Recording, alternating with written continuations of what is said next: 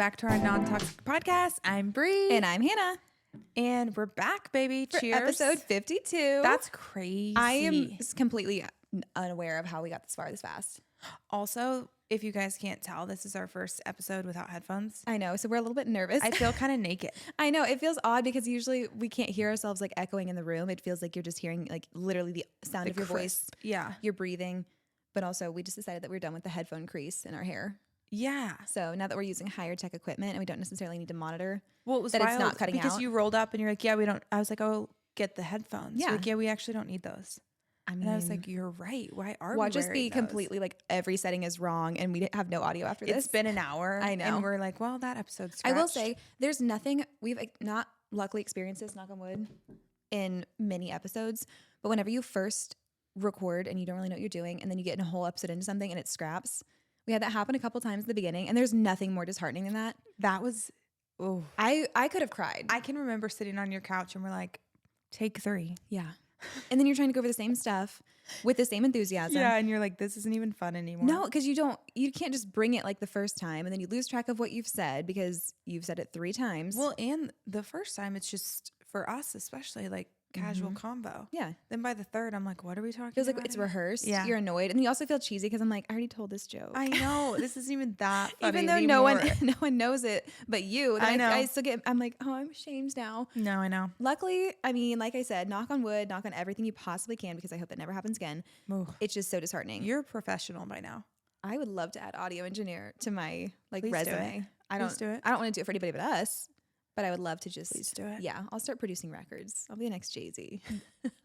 Honestly, now that I think, like, that would be the dopest career. It would be so fun. You're just like, no, run it back. Yeah. That wasn't what I wanted on that. And you're just making what you like to hear. I would live for that. Also, you get to be around all these famous people, but you're not that famous, but you're also very rich. Probably richer. And you richer. like low key have people that work for you. Yeah. Like you don't need to know how to audio engineer. You just say Yeah. that doesn't sound good. Fix I'd it. be really good Fix at the that. bass.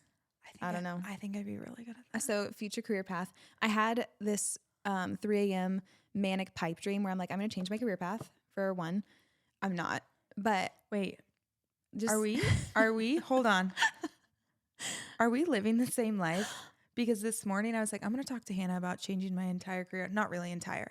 Oh my But gosh. I'm telling you, this is crazy. Oh my gosh. First of all, the PDA is always, I get so heartwarmed whenever you're like affectionate because you're never I affectionate. know. I'm stone cold. I'm the one, I hug Brie every time she leaves my house and I she don't goes, think it's your like instinct I to love hug. you. Yeah. I'm like, bye, I love you so much. Yeah. And you're like, Like, okay, see you later. You live 11 yeah. houses down. You're like, I'll see you literally tomorrow. Stop. Like I saw you yesterday, the day before that. I'm doing a lot better. You do. And you don't ever act like you don't enjoy affection. But I feel like if I didn't initiate it, you never would want like to hug, which is No. totally fine. True That's like, friends don't hug. no, but it's true. When you're close, you don't hug and you don't take pictures together. Yeah. So Period. that's like been my experience 1,000% of the time. However, to go back to 5 of the Yeah, threads what's that your we've pipe started. Okay. I want to be like a freelance visual effects artist because obviously I like visual effects and editing and everything. Cue the shit. If you could tell my comic book shirt. But I didn't realize that almost all of the people that do effects for movies like that are remote.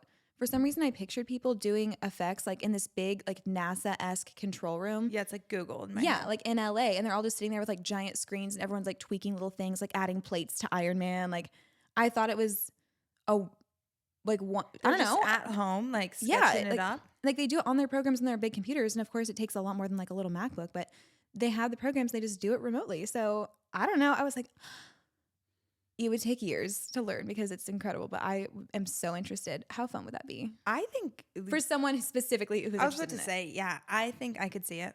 Yeah, it would be You're really like fun. 50 and you're like mega rich because you became like a like visual whatever. That it's would be called. so much fun. I mean, I've always been of the mentality that like if college was free, I would go back and get 50 different degrees. Oh yeah. I would 1,000% want to study film and effects and all like composition. There's so Yes. much that goes into it. And Austin always makes fun of me because I love to watch the videos. You're gonna also be like zoned out. But There we go. No, whenever just you, what's the most like visually intense movie that you've watched? Like Avatar or something like that? Yeah, I saw Avatar in Coach Darty's class in high school. That's that rich blue ribbon education. And then I don't know. Yeah. That counts. It's perfect. So watching like interviews with the directors and how they shot everything, that's so fascinating to me. If there's extended cuts or like director's editions. You're gonna watch it? I'm gonna watch all of it. I'm gonna watch the commentary. I'm gonna watch them talk Is it about like the art side of it or just like the nerd side or both? It's kind of both. Like Yeah. it's cool. For a while, I didn't want to break the fourth wall, and I was like, I want to pretend like it's real. Like, obviously it's not, but I want to pretend like the movie magic is real. But then seeing how they do everything with CGI almost makes it cooler. Like how What's CGI?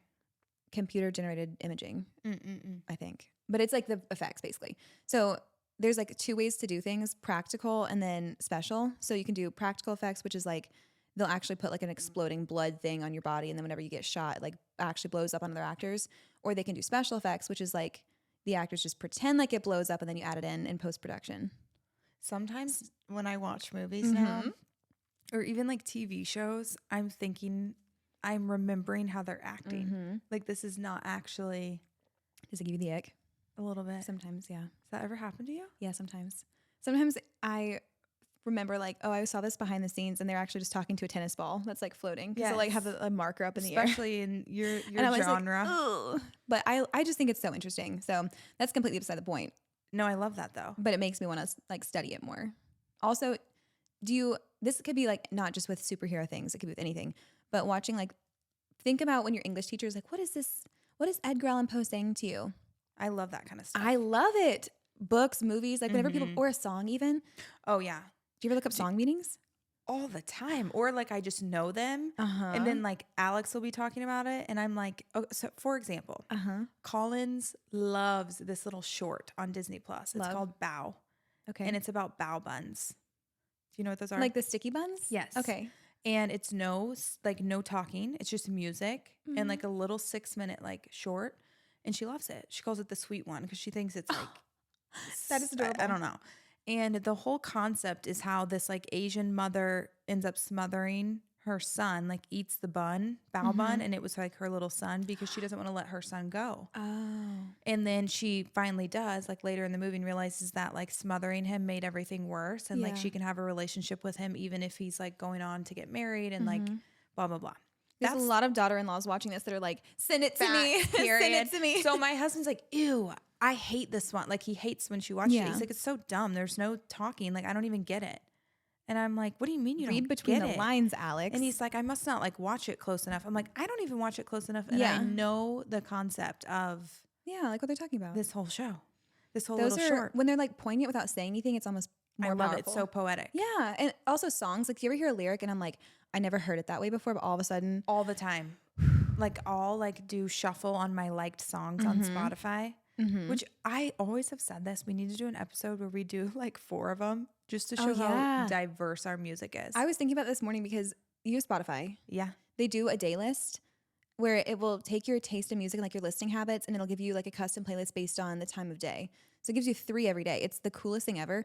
And so the morning it'll give you like breeze, dark academia, indie funk. And then it'll play all those songs for you. I love it. And then it switches over at like 1:30 or so. And then it'll have like a early evening mellow afternoon. hits, Yes. And then there's an evening one too, based on like everything you listen to. So certain times of day, even like down to, okay, if you always work out on Tuesday mornings, it'll know that you always listen to like rap Drake. on Tuesday. Yeah, exactly.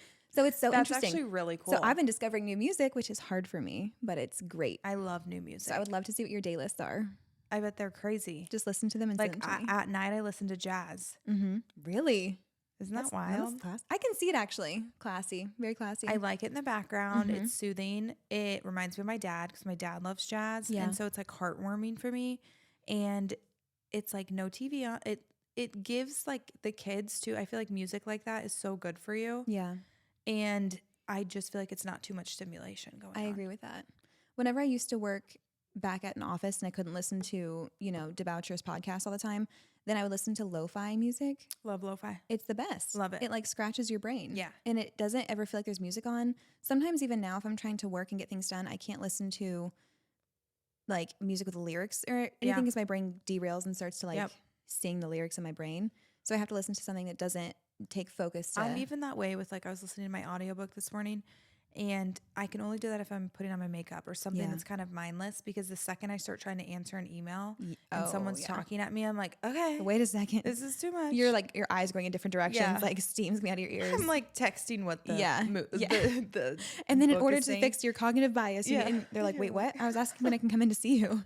I'm like, oops, sorry. Speaking of which, what's your new career path? Oh, yeah. Okay, so this is what I was thinking. It's not like that different. So, but I have been on an itch lately, and I was like, Hannah's the perfect person to talk about I this have with. so many itches. I want to help coach people on marketing their business specifically in like med spa or Bree, oh my gosh, I had an idea that I was going to share with you off camera that I have not told you yet. Oops. But it's so in line with that. I just like I notice myself I love like helping people or like when they're like trying to brand themselves. I'm like, Yes. no, we could do this. Let's sit down and have a branding meeting. Like, let me help you because that is what I really feel like when I talk about like SkinWise's success, etc. I'm like, it's because I know how to brand myself in my business and like everything that has to do with that. And if people, I mean, marketing is everything. I hate to be that person. Like it skill is, set is too, but marketing, huge. And you could be the best injector in the world, but if nobody knows that you exist, then you're not going to have anyone to inject. Yeah, I had a woman reach out to me. I don't know if I told you this, from Canada. She's an injector in Canada. Yes. And she said, I just wanted to tell you your aesthetic of your page and the way you run your business is really like, yeah. And I was like, she has more followers than me, you know, like but I was like, thank you so much. So it means more whenever you like could see yourself. So then I'm like, I want to like help. I want to be able to meet with people like what is it? Consulting? Yeah. Consulting is where it's at. Yes. That's that. I mean, if I had to pick one avenue for my business that doesn't involve, special effects, I would say consulting, because that's when you get to come up with all the ideas, but you don't have to execute them. So that's the thing. I'm like, I don't want to be, no offense, so much love. I can't do Hannah stuff because I'm not that good at, like, I can do it. But I can do it for my own business because I love it so much. If another business was like, make me a reel, I'd be like, no. Yeah, exactly. Don't have time. It's difficult because I love that side of it. And I love the creation side, but I love it most when there's like ample creativity and room to play. And that's not always the case with business. But with ideas, like my favorite things to do are when people book consulting meetings and there's no other package really involved, because then you can really let your imagination go crazy because it's their job to figure out how to execute it. So there's always some kind of constraint whenever you're figuring out something that you also have to implement, because then you're thinking about, well, I want to do this, but then also what does that mean for, camera time? How are we going to mic these people up if we have this X, Y, and Z? Like you're always thinking logistically, but whenever you're just giving someone ideas on what to do. 100%. And I say in a second life, I'd be an interior designer. And I feel like this is my way of being like, I can do that in that creative sense, even down to like helping design their business, how their Instagram looks, their website, and like be able to help be that creative mind, because that's what people constantly come to me for. Oh, yeah. But like also get to feel fulfilled because I'm helping people become successful. Even if you were speaking, like traveling and speaking, you know how all of the reps for different like actual Botox, like the company Botox, they'll travel and teach you all these things. Yeah. You could do something similar in travel and just like teach people what to do. Yeah. I'm just saying. I had another idea, but this one that you said has to do with you, so no one can swagger jack it because it like you would be the commodity. Mine can be replicated, so I'm not going to mention it on the air because you just never know. Sorry, everyone. We're going to have an aside later. Anywho, so there's also speaking of your business, my Botox is feeling great. Less than 24 hours later. Stop. Yeah, it's feeling fantastic. I did get touched up yesterday. And I already feel like your lip flip's somehow setting in. It always sets in so fast. But I love it. We got a little lip flip. We got, what's this called? Glabella 11s, yeah. Got the. But you and I just have one solo. Yeah, because we are number one. And then all of this up here, which is fantastic. And I'm feeling fantastic, even though it won't kick in for another 8 days. It's fine. Probably. But you did amazing, as usual. Oh, thank you. How much do we talk compared to your other appointments, do you think? Well, it kind of just depends. Some people truly, I feel like we've talked about this. They will come, sit, and unload because it's soothing to them, because I'm kind of like their bestie, but have no relation to their life. Yeah. I'm like that neutral partner. And then they're like, oh, you can't tell anyone. HIPAA, baby. Yeah. And I'm like, yes, that's what I'm here for. I mean, this is therapy. It is, yeah. And then some people just are trying to get in and out. Like they've got things to do, and I respect that too. And sometimes it flips around. So I'd say you and I are like a normal. Okay. Because the block is 30 minutes, and then I always end up being there for like an hour, and I'm like, that's my own fault. That's me blocking out extra time for your appointment, so I'm not rushed. Yeah, you're like that. This one is going to go over. She's going to bleed into the next one. You know, I didn't read. It wasn't TikTok either. Ooh. It was just on Instagram, her talking about how she makes every single appointment an hour just so that she can like address any concerns someone has. Like, I'm like, it's not a bad idea. Also, being rushed is the worst feeling ever. It's horrific. I told you this morning, I've been trying to manage my time better because I always not so much now, but back whenever I had a lot of contracts that involved me shooting every single week, I would block something like, okay, my first shoot's at 9 and then I have a 10 and then I have an 11.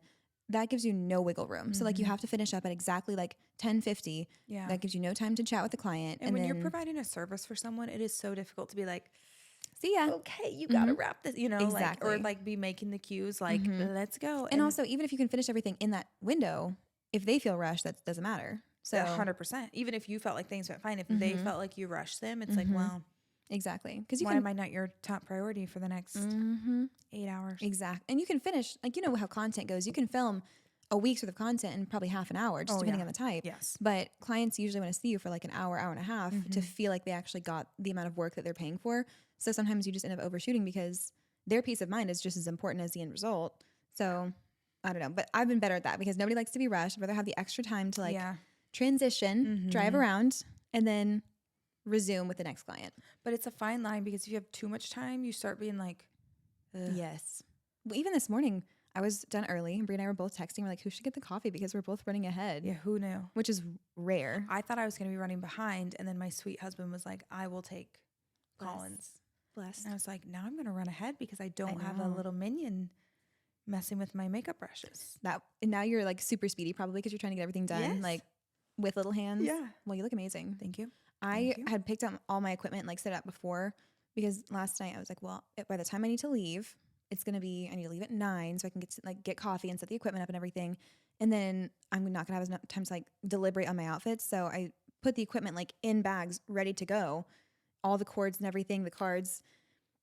And then I just didn't take as much time to pick out outfits as I expected. Well, I like really, I was risky. This morning I just woke up and was like, what am I going to wear? I didn't even pre-think about it last night. Normally I'm like putting outfits together in my head. Yeah.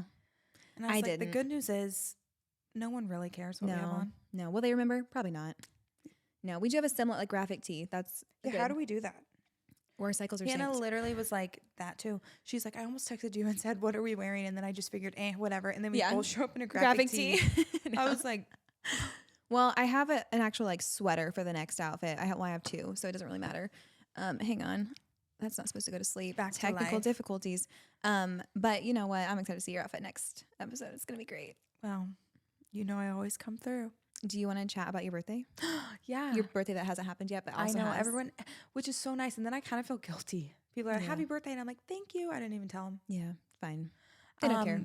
It's a sweet sentiment, but no one's like. My birthday is not till the 16th. They're like, I'm not going to save it. Just take it now. But since it's my 30th, like, we're just going to celebrate the whole month. All month long. All month long, yeah.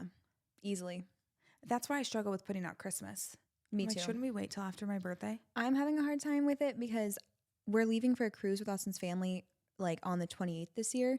So I want my decorations down before I leave because by the time we get back, it'll be January and I'm not going to want to do that and unpack. So if I have to take them down. December. Yes. Okay. Yeah. I'm on board now. So sorry. So if I have to take it down on the 28th. You want it up soon. Yeah. So I want it up. But I usually am like a Thanksgiving girl. Are you? Not because I'm a hater, but just because I like to enjoy my pumpkins and stuff. Yeah. So good for everyone else that has their trees up. This is what I was thinking. I might get my tree out, not decorate it. Like just have it a little naked tree. And then as soon as Thanksgiving hits, then decorate it. That's a cute idea. Because then I was like, then it's up and it's not the entire stress of getting. And then like once Thanksgiving hits, I'll do my stockings and everything That's else. a cute idea. I like that. So it's a good compromise. Then you have the nice lights and the green tree. Yeah. That'd be pretty. So I can enjoy it a little longer. Do you have a big tree this year with your big ceilings?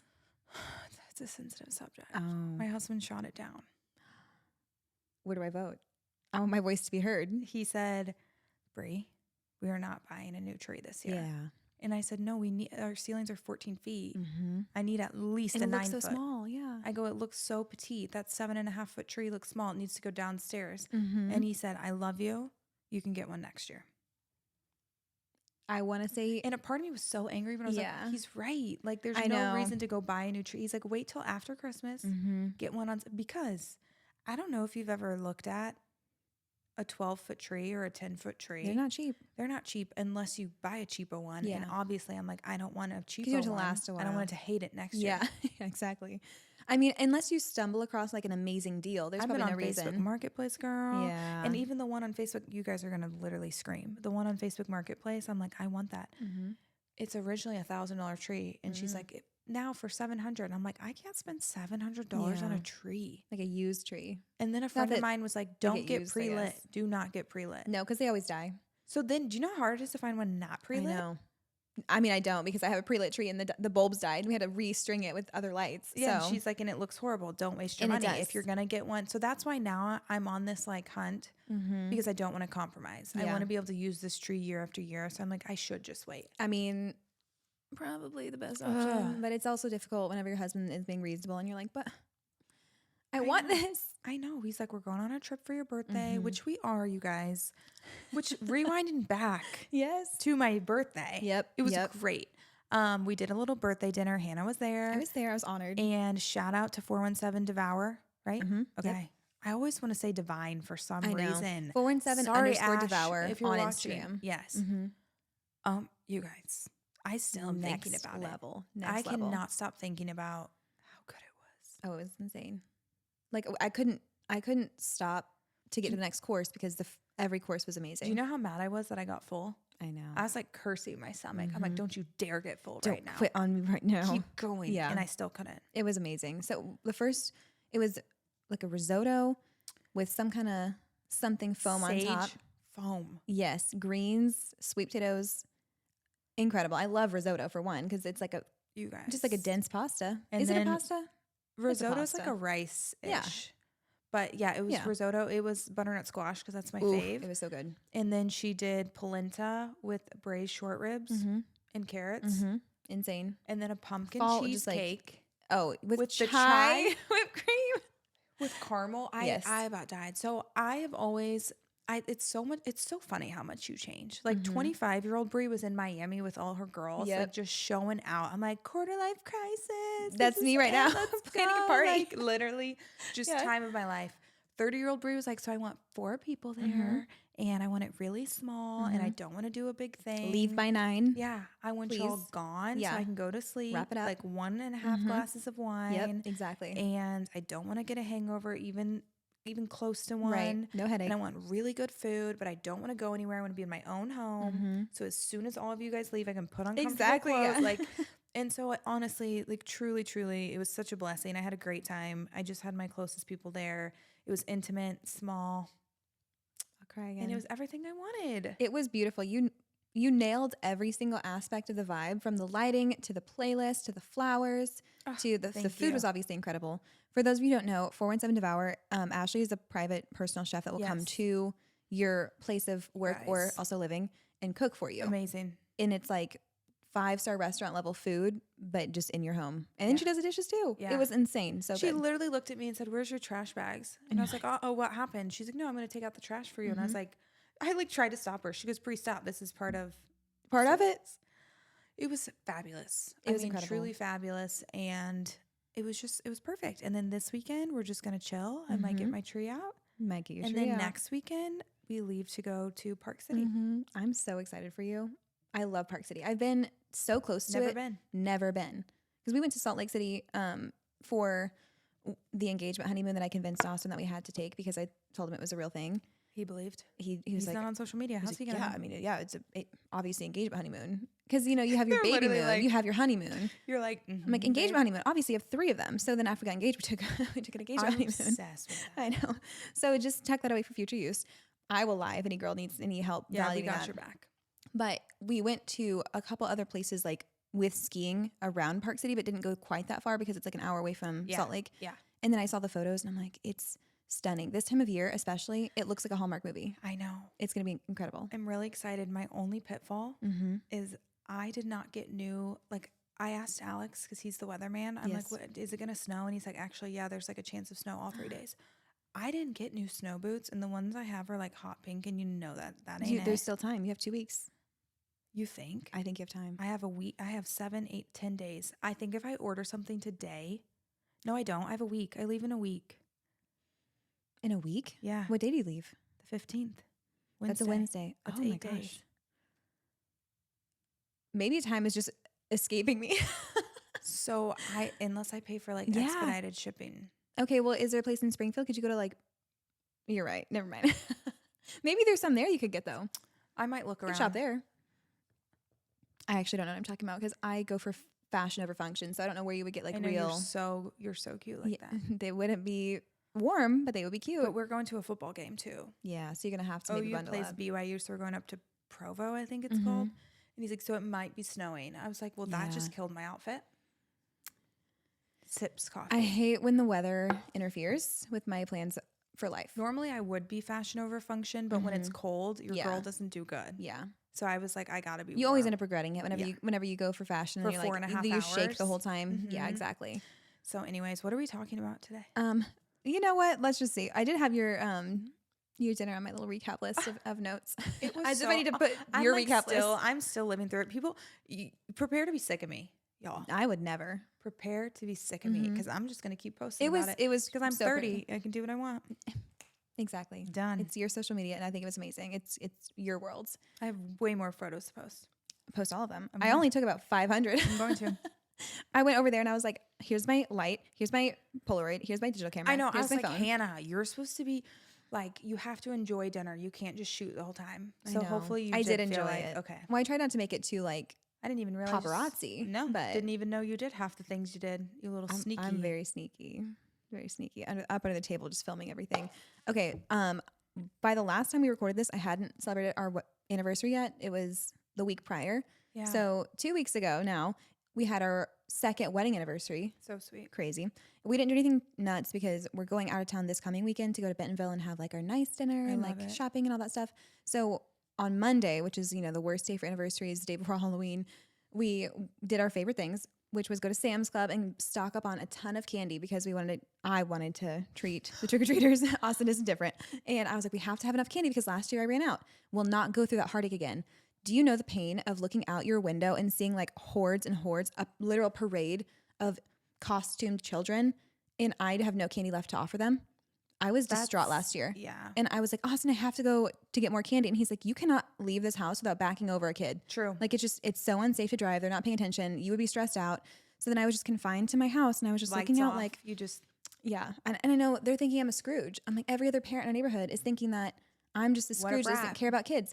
I was like, I don't. I just ran out of candy because I didn't know what to expect. that's actually really nice. It was because sad. I don't think have ever passed out candy. I love to pass out candy. This year, I'm skipping ahead a day. I invited my grandparents over to help pass out candy because their neighborhood is a little bit smaller and less trafficked.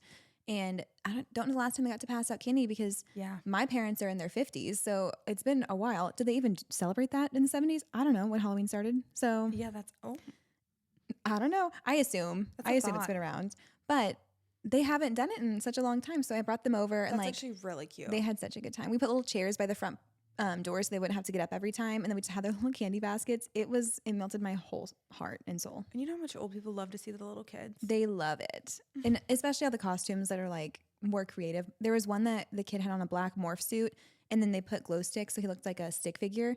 My grandma was baffled. She had never, really cute. It was so sweet. I've never seen like that kind of, she couldn't, bewilderment.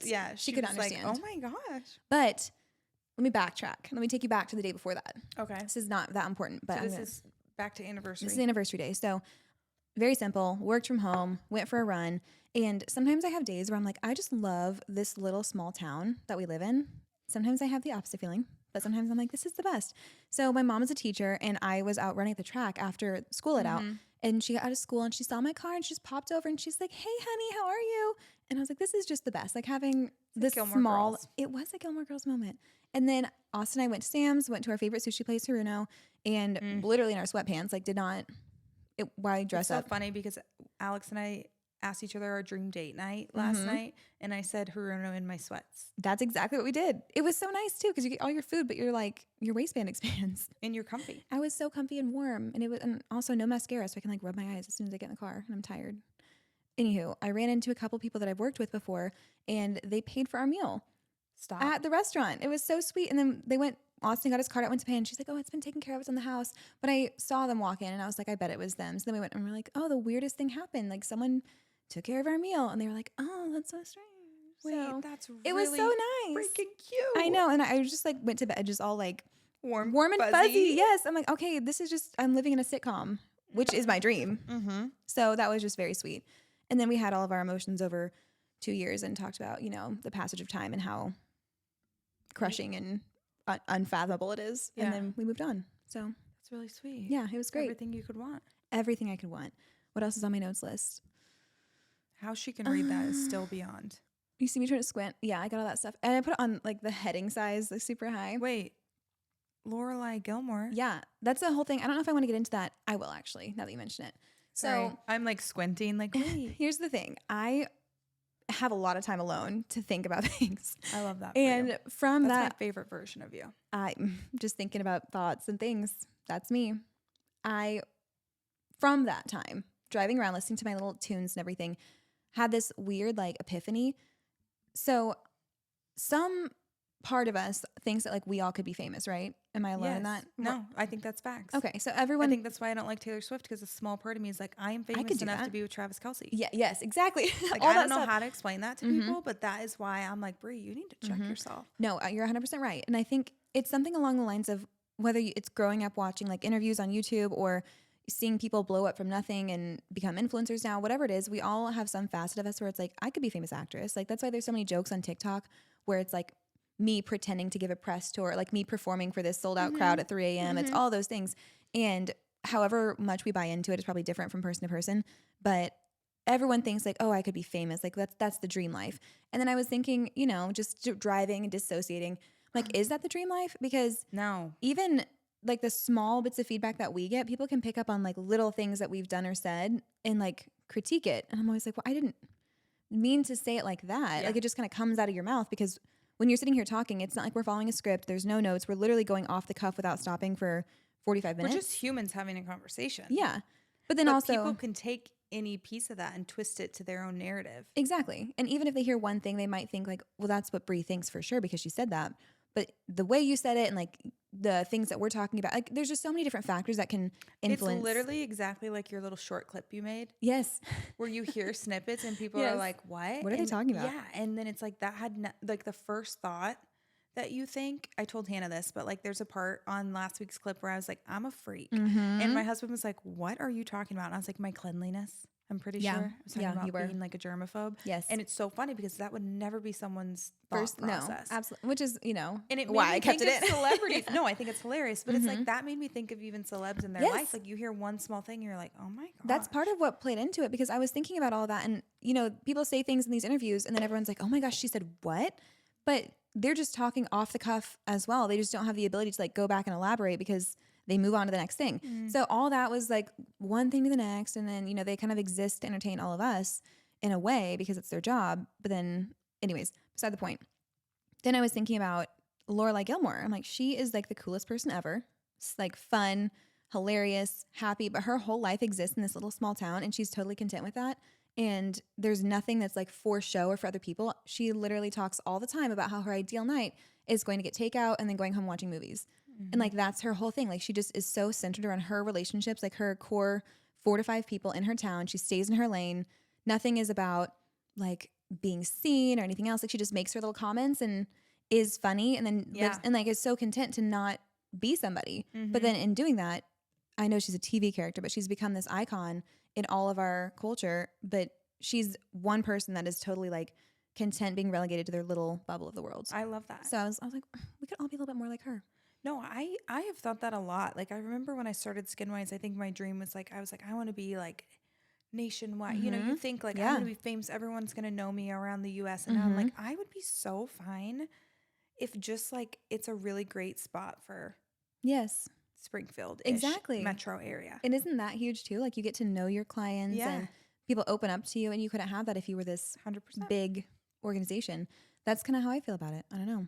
Like going to a coffee shop and knowing the baristas, huge. All those things, the little tiny things are just, they make me so happy now. And maybe it's just, you know, the old age setting in as I approach my own. It's almost like, well, I lived in Chicago and no one knows anyone. You don't talk to anyone. Yeah. Running into someone would be rare. And we joke that it's a smaller city than you think, but like I've lived that life where you're truly just an anonymous person.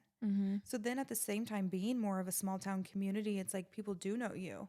And it's fun to have those connections and like relationships. I agree. That's my whole revelation. And to be like known for something bigger than yourself. Yeah, exactly. And it's almost like people can get more involved in your life because there's fewer people to distract from the community because you get to know like these are my girls. These are their husbands. These are their kids. Like you get to know the stories of people versus just like everyone is fleeting and you're on your own little world the whole time. So totally agree. I think it kind of takes the pressure off because there's some kind of unspoken thing like fame is success. Right. But why? Yeah. Like I think it's sometimes cool to think about like the glamour of all of it, but is that really what success is? Like not ever really being known? I think I would hate it. Yeah, I think so too. I hate when I'm in Target and I look like a trash bag and someone's like, hey, I saw you at Target the other day. And I'm like, oh, that wasn't me. You know? Yeah. So even can you imagine not being able to step out of your home to even like, they probably don't even put their trash out. I don't know. I know. Like but you couldn't do anything like that. Yeah. It's just the best part of the podcast is getting to actually connect with people because I think it's on a scale to where we have enough listeners that it's really cool to, you know, see the numbers and everything, but also it's small enough that we can still interact with people on like their in their DMs and we can talk about real things and it's not like their actual lives. Yes. And it's all somewhat local. So I know that was a whole tangent, but that was on my No, I love that. That was in my little noggin. Final thoughts. Okay. Housekeeping item. Our 1-year podcast party is on Thursday. So when this episode airs tomorrow. It's tomorrow.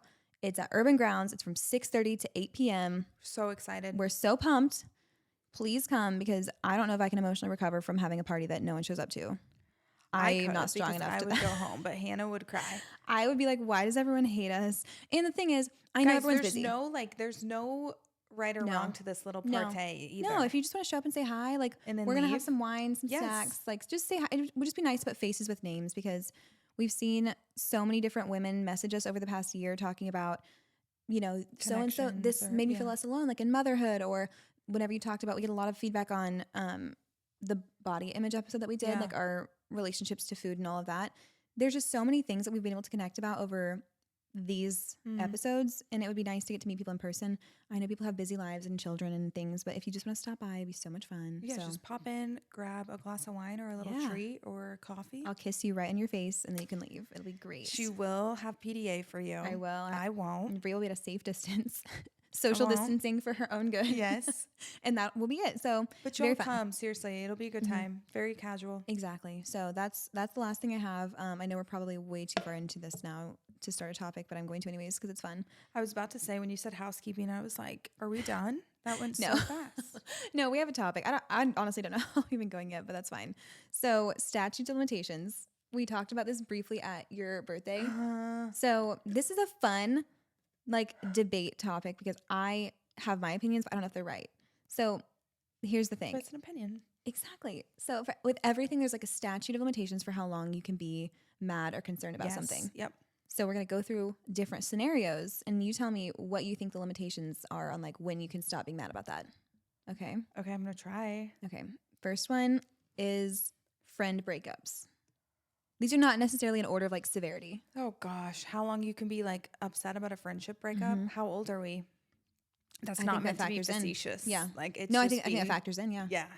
I think my opinion on this one is it's definitely on a sliding scale, like relative to the friendship length of the friendship, the depth of the friendship, the reason that it ended.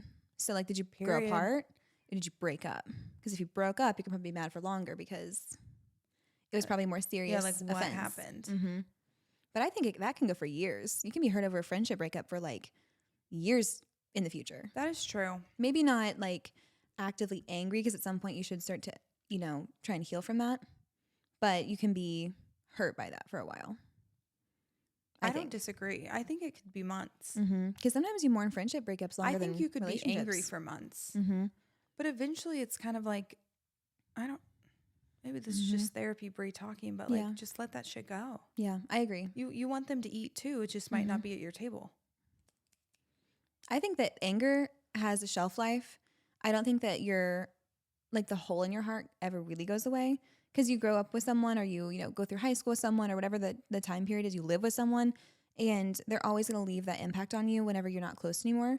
So I think that it's totally fair if you grow apart from someone and you're still mourning it years later. You can have love for someone, just the connection is gone. That's what I mean, I guess, whenever I say mourning. And I mean that with romantic relationships. And there's this thing going around TikTok right now. I don't know if it's on your side of TikTok where it's like friendships are intimacy. Oh my gosh, yeah. And sometimes more, like especially someone you're close with, like that, there's an intimacy to that. So when you lose that, like it is hurtful. And whenever you think about like with my close friends, they've seen me like crying. They've probably seen me naked. They've seen me with be complete barefaced, broken out. Yes. Like the worst of it. Or like deep, dark thoughts that you're like, who can I share this with? Yes. Gross things. Yeah. They've seen you embarrass yourself. They've heard you talk about, you know, when your IBS is acting up, like things that go through your head when you're talking to your best friends. That's a different level of intimacy that it takes a long time to even get to with a partner, like your one person. So me and my best friend have like called each other mid panic attack, and I'm not being dramatic. I mean dead serious. I've been like, just let's breathe together. Like literally de-escalated something so heavy, and that's huge. I mean, honestly, like who do you call when? And most friendships transcend relationships, like especially in your teens to 20s to 30s, probably not 30s, but sometimes in that whole span, your friends will outlast most of your romantic partners until you find that one person. So well, even then, like my best friend, I was friends with her before I dated Alex. Yeah. So she's been around longer than him.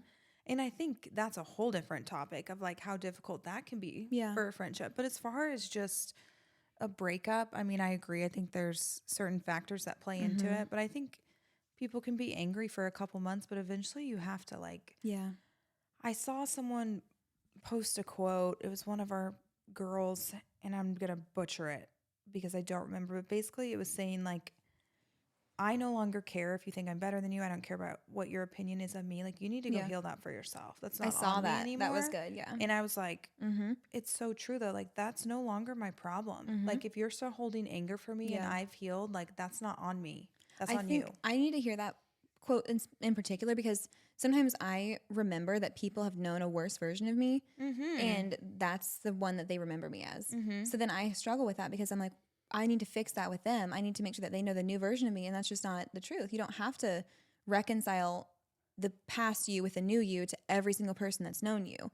So if you've improved, you have to be okay with how people feel about you. It's the same thing about like some of my work situations where like they tried to target me as the mean person because things didn't work out, and I shared my opinion on how it hurt me, and then they're like, well, you're the mean one. And I'm like, I feel like I need to like make a public service announcement. Like, no, I'm not mean. Like, this is the reason I did what I did. And I'm like, why do you feel that way? Why are we having to back? Like, I don't care anymore. If I'm good in here and I feel like I'm making good choices and loving, like truly, unless you're just what, a sociopath? I don't know what you like. I mean, you're always going to think a little bit about what people think of you. I think yes, a degree of that is just empathy, like wanting to be perceived well or wanting to like have a good impact on people. About how people view you. But at some point you have to let it go. And that quote read to me maybe differently than other people just because it wasn't so much as being like, bye haters, like you don't have an effect on me, like I don't care. It was more about freeing myself from the guilt. I think that's what it's all about. No, I think you're so in tune with that. It's challenging. It is. Because then, I don't know. For me, I'll look back on like mistakes I've made or things that I've done to wrong people, even if it's been corrected or addressed. And I'm like, that's still the version of me that they know. And well, because it is, I mean, right back to our little Gilmore Girls thing, like it is a small town. Yeah. So it's hard to get away from. It's like, I'm not even that person anymore. Like maybe I do disagree with the way I handled that, but like, do you reach back out and explain that? That's exactly what inspired this whole topic for me because I had coffee with a friend from high school. Shout out, you know who you are.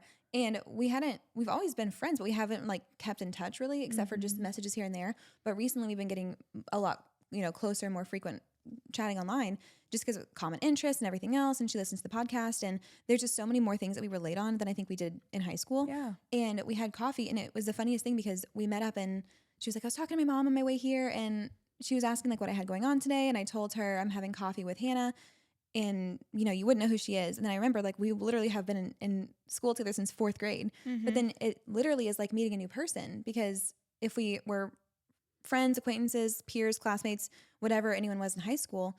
And then for me, that was, 8 years ago. Yeah. And then now we flip it and we're having coffee again. It's like meeting new people.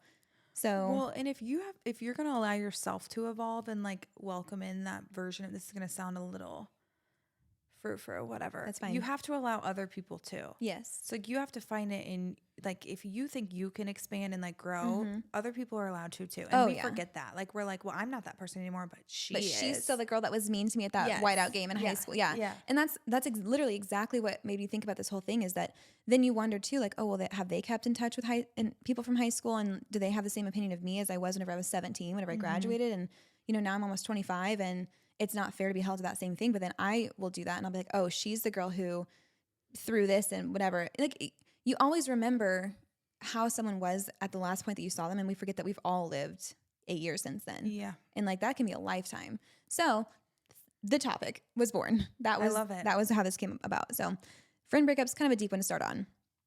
Okay, minor high school drama is the next one. No, I'm so sorry. I'm going to say graduation. Move on. Yes, graduation. I cannot with that. That's my biggest pet peeve. Like, let it go. It literally has to be. We were adolescents. What is it? Your frontal cortex? Not developed. I mean, I can't. Not when developed. People are my age, 30, and they're hanging on to things that happened when we were 15. I want to like mind. Oh my gosh. It like mind. You know what's me. Yes. I'm like, I'm so sorry. Are we talking about high school? No. Here's the thing. I feel like the only time it's acceptable to bring up things from high school is as like an anecdotal. LOL, ha ha ha. Like a funny. Yes. And even if it's drama, if it's like free, oh my gosh, do you remember the time that you called me like a grosky biatch in high school? You remember when you dropped ice cream on my car? And I'll do an aside and say I don't want to discredit or discount people's experiences that were actually bullied or had like traumatic things happen to them. Not talking about that. I'm talking about girls. We've had a lot of stuff happen to us in high school. Yes. So I'm not going to discredit that. We're going to, separate that from my example here. But I'm talking about like, oh my gosh, they were so mean to me. Like they did not invite me to carpool with them to the Web City game. And I felt so left out. Girl, we got to get over that stuff. Or like if someone dated someone. Yeah, you shared a boyfriend in high school. And now you're married. Doesn't matter. Get over it. Yes. I think high school drama, anything that has to do with it, or like they were so mean in high school. Let's just go ahead and say silly drama, graduation, move on from that. I don't know how people even remember that stuff. I like forget half the things unless it was like something very traumatic. Yes, exactly. Like, I don't remember any of that. I have little things. Like I remember when Yik Yak was big in high school. You were in college during that time. So it was probably worse, honestly. I forgot. No, I was too busy. I didn't even pay attention. You know what came out in college that's going to blow your mind? What? Snapchat. Oh, that happened in college for me. No way. I can remember being in the sorority house and my big was like, look at this new app. The picture goes away in 6 seconds or like something. And all the mischief was born. Yeah. And I was like, oh my gosh. And like you had snap streaks. It was a whole thing. I'm baffled by that. And now people like solely communicate on that. That must be a generational thing because doesn't work for me. Do you communicate? No. Shocks me because I can't remember other platforms. Like my 18-year-old brother. My 22-year-old brother does that as well. Like I was visiting him and it was like Snapchat dings every 5 seconds. And then he like will slide over whole conversation, like group chats. I don't even like, they have iMessage. You could just text if you wanted to. Text if you want. They already kind of invented that, whatever. What do I know? But I think that if you just go ahead and make a blanket statement that if you're 5 years removed from high school, assume that's not the same person anymore. Do you know how different I am than I was in high school? I hope I'm different. Your girl is not the same. Sometimes I think I'm a totally different person. And then sometimes I'll go back and like on Time Hop, see a tweet that I made in high school and then laugh at the exact same. I'm like, oh my gosh. And then I'm like, did I change that much? Yes, I have. But still the same dumb sense of humor, I guess is what I'm saying. Yeah. I don't know. I don't think I'm the same. No. Girly pop. Do you think if you met high school Brie, you would get along, or would you be like? I would probably get along with the real version of high school Brie, not the trying to like be who I felt like everyone else needed me to be. That's kind of getting tough. Like a whole nother level. No, that's really tough. I feel like that's a lot of what I struggle with too, because I think I've always been the same at my core of like my interest and my, more intrinsic personality. But I remember in high school, there was like I'm sure with every grade, every era, there's a specific archetype of like what is cool. And it was the antithesis of me in every sense of the word. Like it was the time in high school where even down to like the trend was flat, straight hair. Can't do that if I wanted to. Yeah, it just does not work. And the powdery like matte makeup, also can't pull that off for longer than like 5 seconds after I set my makeup. And the whole trend was like you wear a big t-shirt, Converse, and leggings. That was like the uniform. Doesn't even fit my body right. Like, do you want to know something? Yes. That's also funny. Yeah. Leggings were like a huge controversy when I was in high school. Because they were not pants. Not pants. Oh like my that gosh. was a whole thing. I'm triggered right now. That was a whole thing. I bet.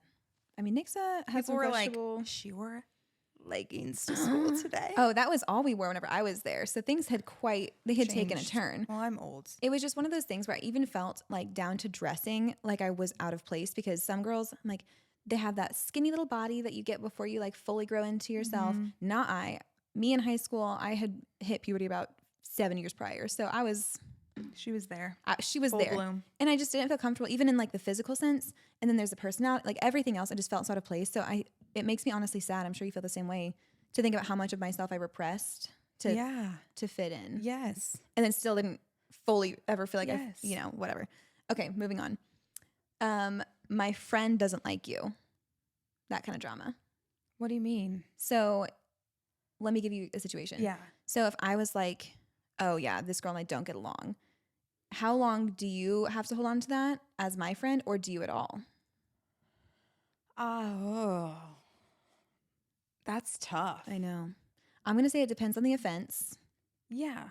If But it's something also, like, I'm allowed to like who I want. yes, Sorry. that's kind of how I feel. Not sorry, actually. Even for me, like I've had situations where I feel like I've actually been done like pretty dirty over the past couple years, especially in the business world. I never, ever expect my friends to share that same grudge or the same opinion of that person. Or like not, no. And I never would be like, there was a time that I was like, I don't like her, so you can't like her. But since I've gotten older, I'm like, the issue was between she and I. And if it doesn't even have to do anything personal, especially most of mine, like I said, have been business related. If there's no common ground between my friends and that person, why do they have to dislike this girl? No, I agree. And that's tough, because when you've been burned in business, again, we've talked about this 80,000 times, it feels so personal. Yeah. But it'd be like me being like, you can't work with her. Yes. I would exactly. never. I would never. Exactly. Again, I'm going to go back to like, I want them to eat, just not at my table. Like I never, and maybe this is just getting old. Like I don't want people to do bad in life. No. Like this is it, you guys. And not to get like super deep, but like, of course I want you to be happy and successful and love your life. Exactly. It just may be that I don't want to be in your same circle. And it's not because I don't like you. It's just, I'm more at peace without you. And I think that's okay. I think it's okay. Yeah. Say that one more time. Go ahead. I don't even know if I know what I just said. You said it's not that I dislike you. It's just that I'm more at peace without you. Yeah. So good. Because at the beginning, like I remember the first time that I felt like I was swagger jacked or kind of done dirty, which we have a whole episode on, by the way. If you had asked me like what I wanted then, I'd be like, I want her to crash and burn. Yeah. I want her to never be as successful as me. I want her to have all the 1-star reviews. But that's our ego, right? Like that's us being defensive. Because I thought there was a finite amount of success in the industry. Yeah. In that her success would equal less of my own. Like they would have to be inverse to each other. And what happens is you get that like lack mindset going on with that to where you're like, there's only so much out there and I have to have it all. And it's like, that actually does the reverse effect on you and you end up doing worse. Oh yeah, exactly. Like and on the contrary, now 3 years into my business, there's more competition than ever before and I'm doing better than ever before. Yeah. Because I don't have that same mentality of like, you can't work with them because what if I want to work? Like it doesn't matter because there's plenty to go around, honestly. We're even like changing our mindset. And I feel like we talk about this all the time. And even just like the last year of growth with us having this conversation of like, this client didn't come back to me. And instead of being like, what did I do wrong? I'm like totally failing. It's just kind of like, okay, well, not for me. Another one will come my way. Yeah, exactly. Period. And the whole thing, I don't block people because unless it's a very serious, like creepy man or someone is actually like copying my material from my accounts, then I will block them. But for drama, I don't, because it's never like I hate you. I want you completely out of my existence. It's just like, I don't need to keep up with you anymore. You don't need to keep up with me anymore. I mean, that's back to that social media thing. Like I constantly will scroll through and I'm like, I'm sorry, I don't even know who you are anymore. And I'll follow. And it's not because I don't even know you. Like I don't need to. Makes sense. I blocked someone for my own peace. And then I was like, oh, I don't really care anymore. Yes. Like I want her to be happy. I want to be happy. Right. So I don't block anyone either. Yeah. And I know that blocking versus unfollowing is like a very niche, like nuanced thing that maybe doesn't even apply. But to me, it's more of like I'm not mad at you. I don't dislike you. I don't feel like there's a relationship here. Or you've like done the work to heal from it. Like I was super hurt about a situation that happened to me. And now I'm like, no, I've done the work. Like I want her to be happy. Like we're good. It's nothing but love, baby. And just because there's not potential for a relationship with you two there doesn't mean that there can't be for others. You know, so there's no reason to like say, Brie, you cannot be friends with this girl because she did me wrong. No. You can have your whole own relationship and that's totally separate. I think as a friend, you're allowed to share your red flag. Be like, this happened with me. I would never tell you like how to handle that. You make your own like a disclaimer, observations and own opinions about someone, and that's that. And I agree. I think that as with anything, it's like a sliding scale with the severity of the offense leads to like how seriously you should take it. But for the most part, it's like not especially your business. Yeah. Maybe don't go be like besties with somebody who hurt your bestie. But besides that, let's just be grown about it. Yeah. And if it's something silly like, oh, well, this girl used to date my best friend's husband, so I don't like her. Come on. We just, you know what? It's like this has been said 80,000 times in life, but like as women, we end up, I feel like nitpicking each other so hard about every single thing, no matter what it is. And it's like, we've got to stop. Yeah. We've got to stop. Yeah, we can't. Men don't do that to each other. No. I mean, also, again, small town, not everyone has the same situation, but there's going to be connections to almost everything in your life. Like someone's gotten injected by Brie and someone has dated my husband in the past, or somebody has dated my best friend's husband in the past, or my best friend has dated somebody and then that somebody ended up marrying a new friend of mine. Like it doesn't, maybe it's just like small town lore, but also at some point, if we've moved in and we're happy, then let's move on and be happy, you know? Yeah. That's my final answer on that one. Love. Okay. This is a relationship thing. This is breakups, but amicable or mutual, like go our separate ways breakups. I think you're still allowed to be hurt and upset, but how long do you think that you're allowed to be like put off by it, I guess? Like petty about it? Yeah. I mean, you shouldn't be petty, I guess, in this situation because theoretically it's mutual. I mean, I think if it's mutual, I think the only thing that can be hurtful is like who dates someone else next. Yeah, that's true. This one is tough. I feel like there's never a truly good-natured breakup at the beginning because there's always that same. Or you think it's gonna be fine, and then you realize see how them with lonely you someone. are. Like you see them out at dinner with someone, and you're like, oh, like I was supposed to move on first. Yeah. And then, or you do move on first, and then they move on second, and you're still like, hey, why am I still kind of hurt? Yeah. So I think those are challenging. It's hard to say how long you can be upset about it, but how long can you be like, oh, that's my ex? When did you date? I mean, it just like, I'm like, were you engaged or were you, I don't know, because I do think like there was it's just difficult. Like I have people that I kind of dated in high school that it's just like, that's whatever now. Yeah. Like here's a follow-up they're question. happy. I'm happy for them. Yeah. They're just, I don't. This is tough because again, there's so many subjective do you even factors. call them an ex when you dated them in high school? I don't. That's a good question. I would say maybe like I went out with them. Yeah, but like I kissed them on the lips. Yeah, woo, like yeah, but I wouldn't say like I had a boyfriend like freshman sophomore year of high school that I don't count as like a boyfriend. No. I couldn't even drive. So you're telling me that I count that as a relationship? Yeah, he like picked me up for school. Yeah, yay. exactly. Like, I don't. Yeah. So I started. I mean, 16 is still very young, but I would think start a like counting serious at 16. relationship where you like considered a whole future together. Yes. That's a little bit different in my book. I agree. Okay, so dating someone and then your friend dating them. Is it ever allowed? Is it allowed like after a certain amount of time? I think like high school because who cares? Again, you're not fully there yet. Anyways, yeah, like who cares? And if you're it's happily different if moved you like, on. I don't want to be, grotesque, but like if that's like your first something of any kind, I feel like that can be more personal. So then if your friend comes in and like, oh no, actually I want to date them. Also, was your friend around during this relationship? Because then also that makes a me factor. feel a little sus. Yes. I'm just also saying. a factor. I think that people can definitely change, and even in high school, people that I've dated that might have been like less serious, who cares, doesn't matter. But if it was like someone that you have significant like core memories with or like firsts with or something that is going to stick with you a long time, that would be hard then for your friend to turn around and be making new memories with them. I don't know if I would say not okay, because you can't just say like, no, I was there first. But I think that would be more challenging versus just if you had like gone to prom with someone. Yeah, I think if a friend's willing, I don't know. I have a lot of questions on that. I know. A lot of, we need like a flow chart of when it's okay. I don't like literally like yeah. But I think if you dated them and you love them, like you, not just like, oh, love you, like you like loved them. Yes. With them. That's pretty challenging. That's off limits. Yeah. Come on, y'all. I think so too. Put some respect on their name. Find someone else. I don't think that you should let yourself get to the point of being like, no, I'm in love with them. You can't tell me I can't date them. Because why did you let yourself get close to that person in the first place if you knew that your friend had already had that feeling? Okay, period. Yeah, done. That's how I feel. So just don't put yourself in a situation to then have to ask your friend if it's okay. But if it's like we went out a couple times in high school, we went to you know, that doesn't count. Doesn't I'm count. so sorry, Doesn't count. but like I don't think it does. Anything in high school no longer Yes. counts. I also think that that's severely limiting an already limited dating pool for people. Like everyone dated everyone in high school. Exactly. So let's just, unless you were in love with them, maybe not. Patrol your friends. Yeah, and what kind of love is 15-year-old love? I know. I mean, puppy love. Pretty much. Okay, so bad breakups or cheating. How long are you allowed to hate them? Forever. Yeah. For your sake, probably not forever. You probably should heal, but you're allowed to dislike them forever. Yeah, no. I agree. Like there's still, fortunately, I have few dating experiences and only one that was like, I'll dislike him forever.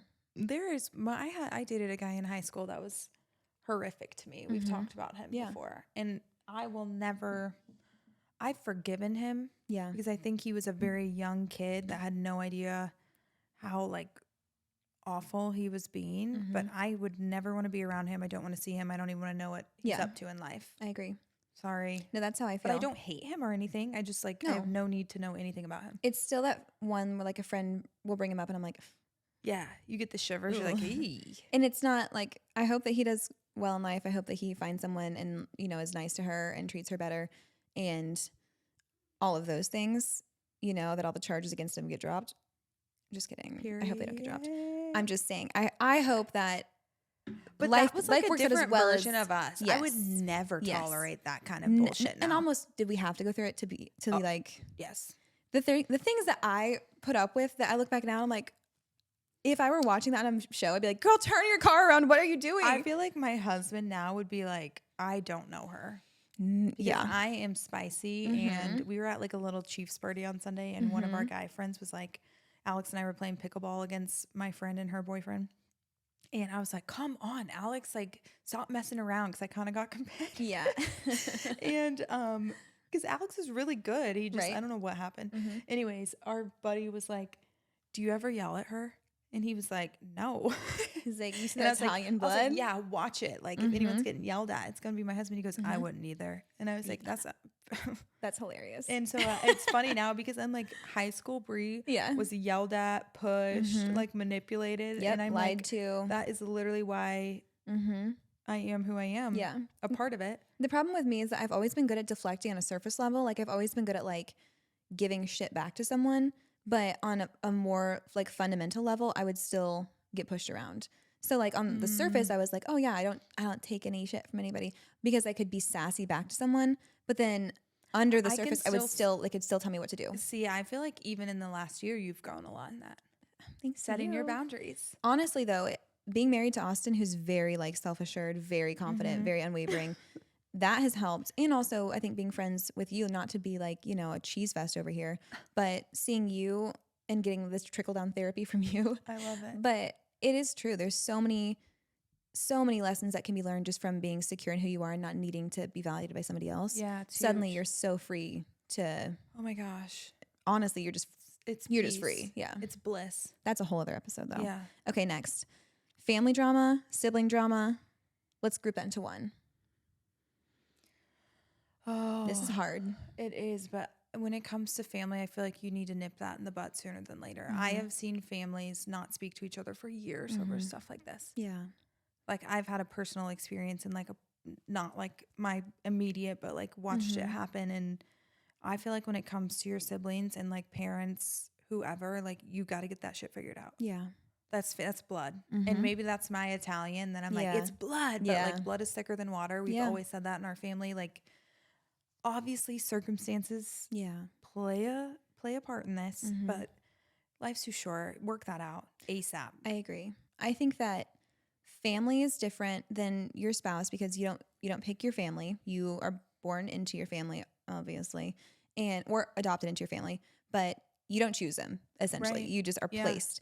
And when you're in a marriage, there's kind of this either or, like, is this severe enough to get divorced over? If it's not, we're going to work through it. We have to figure it out. So that's always kind of the, measure that you weigh things against in at least my marriage.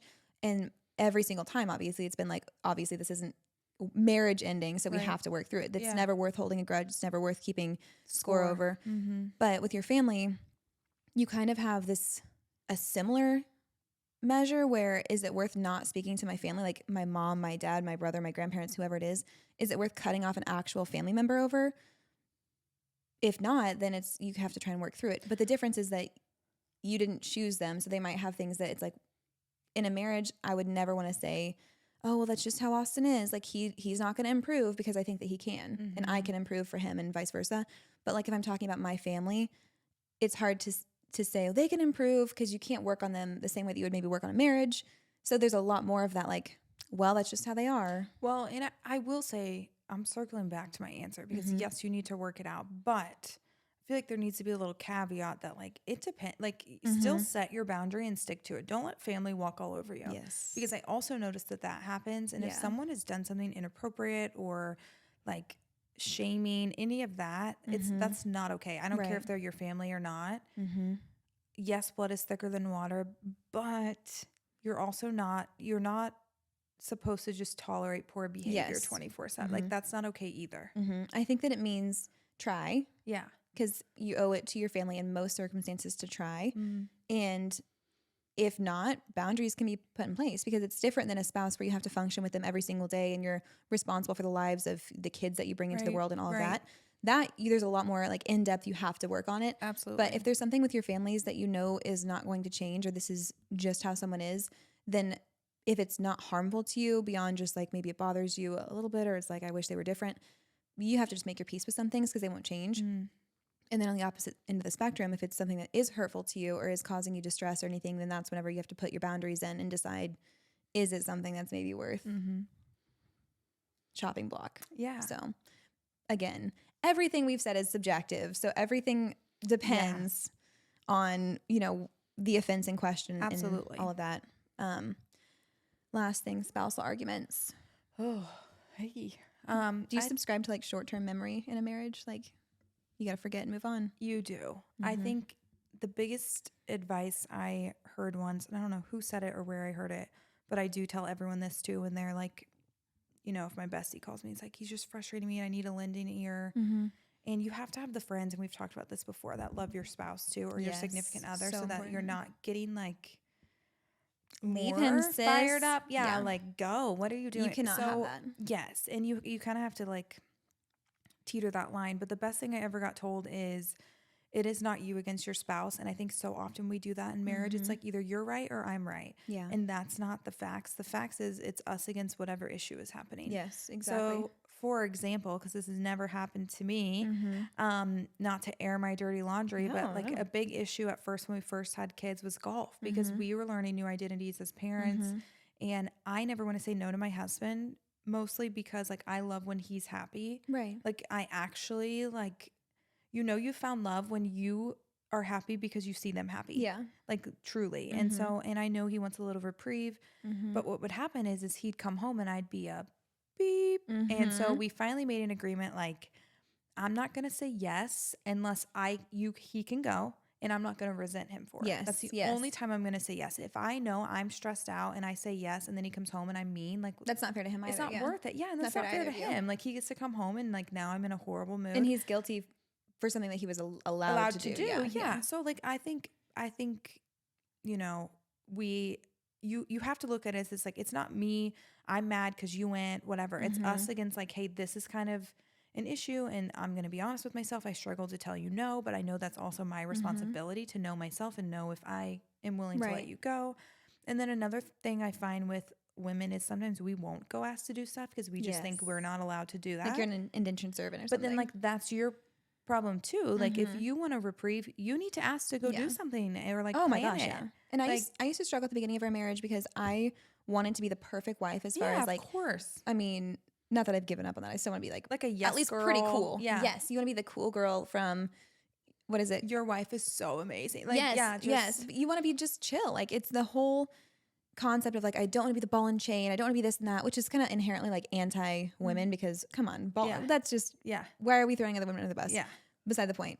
But I wanted to have all the laundry done all the time. The dishes are done. Austin never has to help cook. He never has to get the groceries. Like the house runs like a well-oiled machine. It's like a freaking Chick-fil-A drive-through in here. Everything is perfect all the time, and I'm always on pleasure. it. And my pleasure. Exactly. And then after a certain point, it's not feasible because it's burnout. Yeah, and I get busy at work, And then all of a sudden I'm like, why do I get the groceries and then I cook and then I get up to clear the table and then do the dishes and then he sits on the couch, but that's the precedent that I set that I wanted to do for him. Yeah. And then I get mad at him because he's not helping, whenever at the beginning for the first year I was like, no, I got it. So then you flip it around. So then I struggled because I'm like, is it admitting defeat to then say, no, I need the help now? And it's that whole question of, do I want to be the perfect wife or do I want to not be resentful of my husband? Mm-hmm. So then I had that conversation with him and I'm like, I can't keep doing all this. I know that I tried to, and I'm flipping the script on what I originally said I wanted, but now the level of work that I have and the stress, I need a little life raft here. So then now we split the responsibilities and we figured out what works best for us. And it's 1,000 times better than if I had just kept my mouth shut and tried to be like the perfect wife. Yeah. So, well, and I think when it comes to arguments, like as far as time, like again, it depends on what happened, but I think a lot of it is knowing yourself. Most of the time, I want to just communicate about it and be done. However, there have been moments where like I can feel that I'm angry and I'm like, listen, can I take a beat? Like, yes, I'm frustrated about this and we need to talk about it, but I can't right now because I'm really angry and I don't want to come to the table with this much anger. I need to like figure out where this is coming from and why I'm so upset about it. Yep. So that we can look at this through a lens of like, okay, this is Alex and Brie against whatever the situation is, instead of coming, because you guys may be shocked, but like I am the spice of your life if I'm heated about something. Like you won't win.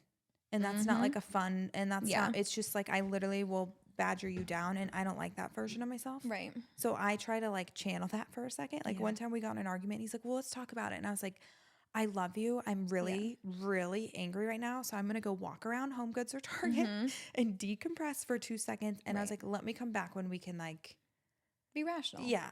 And sometimes, I mean, again, this has been a lot of learning for us because we're new parents too, which is a whole new identity you're taking on. But I think it's just good to know yourself. And then there's sometimes that I'm like, no, let's talk about this. I want to be done with it. And I'm feeling good. Like, let's hash this out. Yeah. And then there's sometimes like things will happen and I'll look at him and I'm like, okay, I'm so sorry I've been short for the last 2 minutes, but it's because you put this clean, like, grapes in the sink, and then that prompted me to feel like I needed to clean out the sink and there was dishes in there and I can't comprehend why you'd put grapes in the dirty sink. So like that's why now I'm upset, and he just will laugh and I'm like, I'm sorry, I just needed to like get that off my chest and explain it. And I've been better about doing that too, because at first I thought I was being patronizing by saying, why do you think that whenever you leave all the dishes in the dishwasher for me to then empty that you've done the dishes? Because then it's not like, at first I was like, I'm being so like bitchy if I'm saying this. But then if it resonates with me, I'll say something to him and just say like, hey, here's why I was a little put off by this. Do with that what you will. Yeah. But this is what like triggered me to feel this way. Or I think that's huge. Because they're not going to know. They can't read your mind. No. And I love men. Okay. We have to. They're great. I wouldn't live without my husband. He's the greatest thing that ever happened to me. And I mean that. But they're all a little bit the same. You have women. We have to tell them what we want. Yes. I'm being so dead serious. You're going to set your expectations so high that he's just going to magically know your favorite flower. Or and because you told him one time, he's going to remember it. Yes. No, I'm so sorry. Exactly. No, he's going to go to Price Cutter and get you the ugly orange ones that we all hate. And you're going to have to act like you love him because it was so nice. You. And you can't uncondition the flower purchase, so you have to then thank them for, and like positively reinforce it because you're thankful, like, but you're like, the facts are like if you want something or something's bothering you, like you have to be honest with yourself, and it's really more about like setting your pride aside and being like, okay, he can't read my mind, I've got to just communicate. Exactly. And I think that you can't live in this, romance novel world where they're just going to know what you want, anticipate your needs, show up all the time. Sometimes they will, because Austin sometimes has completely like blown your mind. Gosh, you're like, how like, did you know that I wanted that? So that's definitely a factor when someone knows you and loves you, but not all the time. And I think that with a marriage, you have to let go of this notion that it's going to be this 100% romantic, like whirlwind of kind gestures, and they just know you so well, because they can know you so well, but they also have their own life. Like Austin works and manages and does all of these things all day long. Do I think that he's thinking about what I'm needing at that exact moment whenever I'm living my own separate life? Probably not. So why don't I just do him a favor and tell him what I'm like, I hope you'll pick up dinner. Expect from him that. Like, I'm having a long day. Could you pick up dinner? I don't think I can make it to the store. Yeah. Whatever. Like, all those things are huge. And I don't know about your marriage because you have children. We don't have kids yet. But a lot of our, like, the composition of our disagreements, it's like 98% bickering, 2% actual hot button issue arguing. Yeah, for sure. At the beginning of our marriage, it was a lot more of that because there's more to work through and, like, more standards to set. we've duked all that out, and now we're like in a good place with all the issues that we kind of had disagreements on. But now it's 99% just dumb stuff. So a lot of times I just don't subscribe to the belief that don't go to bed angry. It doesn't matter, because most of the time we're arguing about something. I'm like, it does not matter if we agree on this. It never will matter. It won't affect our parenting. It won't affect our marriage. It won't affect our finances. It won't affect the way we relate to the world. So we're arguing about it just because we disagree. And go to bed. And the truth is like, do you want to agree on every single thing? Right, exactly. I don't think so. But sometimes I get emotional because then I'm like, he's not understanding what I'm saying. So then I want to argue it, even if there's no relevance. So that's whenever I have to check myself and be like, we just need to throw in the flag. It doesn't matter. Yeah. We're going to have to agree to, and Alex and I have ended it like that before. I was like, you know what? We're going to have to agree to disagree at this point, because this is going to get us nowhere. Yes. And maybe someday we can reconvene this silly little tact that we're If we're bored and we're in a car ride and we want to just have something to discuss, we'll bring this back out and take the pen out. But yeah. I think as women, we're a little bit emotional. So sometimes we bring stuff up just to like see what we can stir up for the night. And then you do have to check yourself and be like, Brie, what am I doing right now? Well, Austin's thing is he likes to debate. Like he lives for that. Like my brothers are like that. If he could just throw a topic out and then just like we could round table about it and just argue, but he calls it debating. It like fuels him and it makes him so happy. I don't like that. I don't like conflict. I would love to have like a conversation or talk about something that's way deeper than surface level for sure. But if we're just going to like facilitate this disagreement just so we can go head to head, I don't like it. I'm just going to get pissed off. My husband hates arguing. Me too. I time and time again realize I'm the Alex in my marriage. You are. I don't like it. I'm like, what would the point be? I don't really like to debate, but I am so intrigued by people's opinions on things. Like I think that's what brings so much value to the world is how people see things. And maybe that's my little deep thinker, because I can really get in my head and like I love that. But and I'm like, well, I want to understand why you feel that way or like why. And then like Alex will be like, I don't know. And I'm just like, do you not? Like I tease that he's a golden retriever up in his head. Yeah, yeah. And he's not. Like, you know, I was talking to someone, I can't remember, it was either a really close friend or my mom or something. And they were like, listen, you have to understand men have different sets of pressures. Like we concern ourselves with like being a great wife and showing up, but you have to understand like financially, think about if you had that full load of responsibility on your shoulders. Oh yeah. Like my family's depending on me for this. And she's like, so that is why they take work more seriously. That is why they prioritize things. And it's not that they don't love their kids, etc. But men truly do have different societal pressures than we do. Which is funny because we talked about that right before the episode started about all these different things. And we're like, that's pretty spicy. Are we going to get into that? So I think maybe we should just do a whole episode on like double standards between men and women for better or for worse. I think that'd be great. So that'll definitely be a controversial one. I like it. I don't know. All right. We've gone over an hour, I'm pretty sure. Yeah. I'm like, surely. This is a good one. Any last minute topics? No, next week's our birthday week. Next week's our birthday week. By the time, so this episode will air on tomorrow, which is the 8th. Tomorrow on the 8th. And then the party's on the 9th. Yeah. Please come. Please. Bree's not begging you, but I'm begging you. Don't make us beg. Yeah, I'll beg. I'm shameless. I just want to see everybody. I'm so excited. I know. Super fun. And it's quick because nobody wants to stay and hang out for forever. No, so we're just going to chit chat and bounce. Yeah, come in, chat, get home. Yeah. Do your skincare and get to bed. We are respectful of your time. Anywho, we love you so much. Thanks for listening for the past year. Episode 52. Bye. Bye.